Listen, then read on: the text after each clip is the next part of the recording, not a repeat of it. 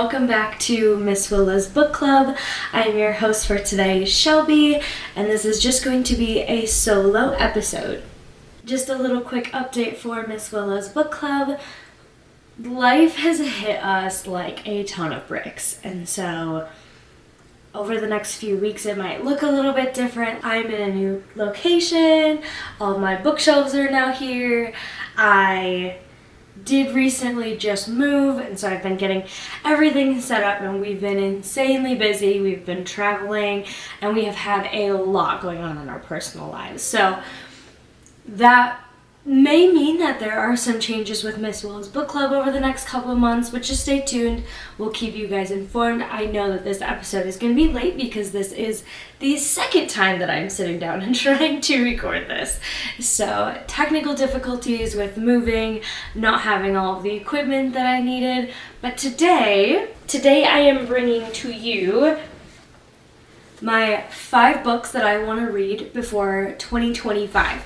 Now, to preface this, I've been seeing all over TikTok that people have been doing 10 before the end, the 10 books that I want to read for the rest of the year. However, I know myself and I know how busy I've been and the mental state that I've been in, and I just have not wanted to pick up books.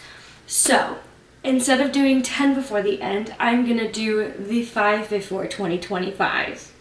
And the books that I have chosen have been on my TBR in months previously, but also they are ones that I have heard such amazing things about, and so I know that I'm so excited to pick them up and read them. I don't know what's in the air, but everybody that I have talked to have said that they've been in a reading slump. Maybe it's the weather, maybe it's personal things going on in each other's lives, who knows. But with that being said, I have also been in a huge reading slump, and November has been my worst reading month, I think, of the entire year. Granted, I had a very large move during that time, but yeah, I'm ready to pick up some books and be excited about reading again, so hopefully this will do the trick. Starting off strong with a book that I knew was going to be one of the most anticipated releases of the entire year, we have The Songbird and the Heart of Stone by Carissa Broadbent. Now, I do have 2 copies of these. I received an art copy, which thank you so much for gifting this to us. I'm beyond excited. So I did actually start this one a couple of weeks ago, but unfortunately I have been so busy with my move that I have not had a chance to really pick up a book. And at the end of the day, when I am just absolutely exhausted, the last thing that I want to do is make my mind think. And so I've just been making my nighttime tea and then heading to bed.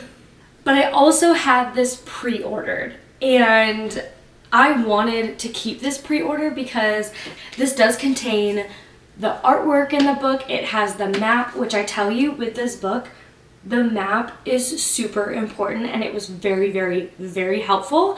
And so I am very excited to finally have this physical copy of Songbird and the Heart of Stone, because now I'm finally able to picture what it looks like. This is the 3rd book in the Crowns of Neaxia series. The way that this series is structured is duology, duology, duology. So the first duology was Rain and Aurea, and this duology is Mish and somebody you haven't met yet if you've read the first 2. I am almost halfway through this book, and everything that I have read I have loved so much, and I know that this is going to be one that I just cannot wait to pick up again. I just know that I need to be in the correct headspace to actually be able to sit down and think. So this one of my most anticipated releases of the entire year, The Songbird and the Heart of Stone by Carissa Broadbent. I am really hoping it lives up to the hype because there have been some pretty awesome reviews so far. Next up, we have Bloodguard by Cece Robson, and I haven't actually heard that much about this one, but what I have seen have been a little bit of mixed reviews. This book was gifted to us in an awesome PR package, and it is so pretty. I just think that the cover is absolutely gorgeous. And a little bit about this book. So the first thing that it said that caught me in is everything in the kingdom of Arrow is a lie. And to me, to start off a book with having that notion on the back was very exciting. So I'm going to be completely honest, I have started this book, and I want to say I'm about 50 to 75 pages in. That is a lie, I just checked, and I am 90 pages into this book, and this has not been romance heavy at all, and maybe it will be. Unfortunately, I don't know where I see this book going. I think I like the first 90 pages, however, it's not one of those books that has me dying to grab it, dying to pick it up. And maybe it's because I just haven't gotten to that point where it's really captivating and we're really into the world. What I have read, I have really liked. It's just not one of those that I have like run to go pick up. But I will finish this by the end of the year, and I am very excited to continue on with this. Next up, we have an absolutely massive book, and this is actually going to be our December book club book, and I have been seeing this everywhere. I've been seeing amazing reviews. People have absolutely loved this, and this is When the Moon Hatched by Sarah A. Parker. This book has taken TikTok by storm. I have seen so many things. I have people say if you like Fourth Wing, if you like magic, if you like dragons, pick up this book. People have absolutely raved about it, and it is a little intimidating because it is a very large book. However, the reviews have been so good that I'm so glad that our book club picked this for December. Now, I only have a couple of weeks to read this, and so I really need to get a move on this.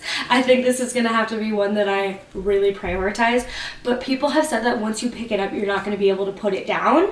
So that is actually a really good sign for somebody who is in such a deep book slump at the moment.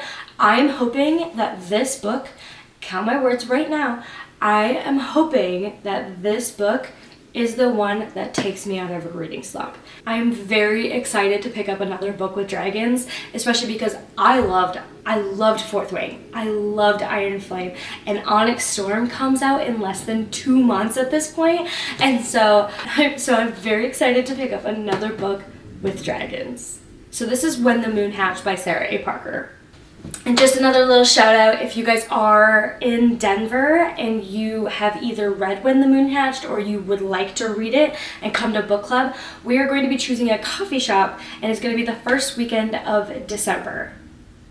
So send us a DM on our Instagram and we'll get you added to that group if you would like to join us. Next up is a book that I heard so much on social media, which is sometimes the main reason that I pick up a book. If tons of people are saying that they liked it and tons of people are raving about it or giving tropes and it sounds like something that's going to be up my alley, that's usually the main reason that I will pick up a book. Now, this book specifically, we were offered an ARC from this book, and I remember declining it because I had too much going on in my life, which sometimes happens. But then a couple months later, I started seeing it everywhere, and people are saying that it is just extremely captivating and one of the best books that they've read all year. And this book is The Road of Bones by Demi Winters. Now, I heard so much about this book that I actually unpaused my Book of the Month membership to get a hardback of this one. And I'm already so excited about it. This is a Viking-inspired romantic fantasy, and it's got assassins with a group of mercenaries. It's got the assassin escaping her unaliving, and honestly, that's all I really know about it. And so I am hoping that this one lives up to all of the hypes, but I will definitely let you guys know what I think about this. And yeah, so I'm super excited to pick this one up. I've heard such great things about it. Okay, so my last book in my 5 before 2025 is kind of on the other side of the spectrum. I've heard very mixed reviews on this one, which is so unfortunate. This is a very, very spicy book, and so I feel like I'm gonna have to be in that type of a mood to read it. However, I have been saying that I'm gonna read this one for months. This is A Light in the Flame by Jennifer L. Armentrout. This is the second book in the Flesh and Fire series. Now, if you No, our handle, we are Miss Willa's Book Club, and Miss Willa's Book Club actually comes from Blood and Ash, and this series is interconnected with that series.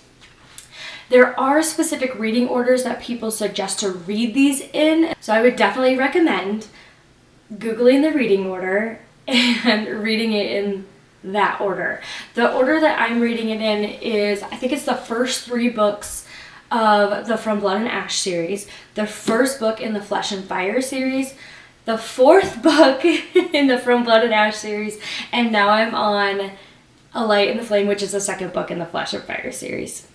Now, I unfortunately have seen mixed reviews on this one. I absolutely adore this series. I feel like From Blood and Ash gets a little bit, I don't want to say repetitive, but a lot happens, and in some of the books, a lot of things happen. In other books, they're just traveling, and I feel like if there was a little bit of a better mix, people would have better reviews.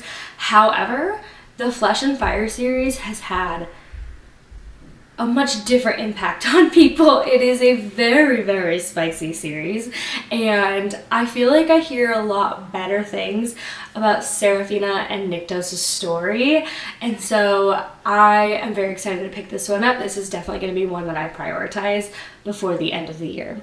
And just a quick little episode today, but that wraps up my 5 books that I'm going to prioritize reading before 2025. My 5 before 25. I have been in such a reading slump, so I'm hoping at least one of these will help get me out of it. I'm hoping now that all of my furniture is set up in my new apartment that it will be easier to sit and relax and read and just kind of take my mind off of all the things that have been going on in my life. But yeah, I'm excited. I hope that one of these really brings me out of that reading slump, and I hope that they live up to the hype, because I feel like I chose some ones that have some pretty big hype on social media, so I'm really hoping that they live up to it. But let us know in the comments what you are going to be reading from now until the end of the year, what books you're prioritizing. Are you going to be reading certain genres? Are you going to be all over the place in mood reading? Let us know down below and on our socials what you're going to be reading. We can't wait to see you guys next week. We'll see you guys later.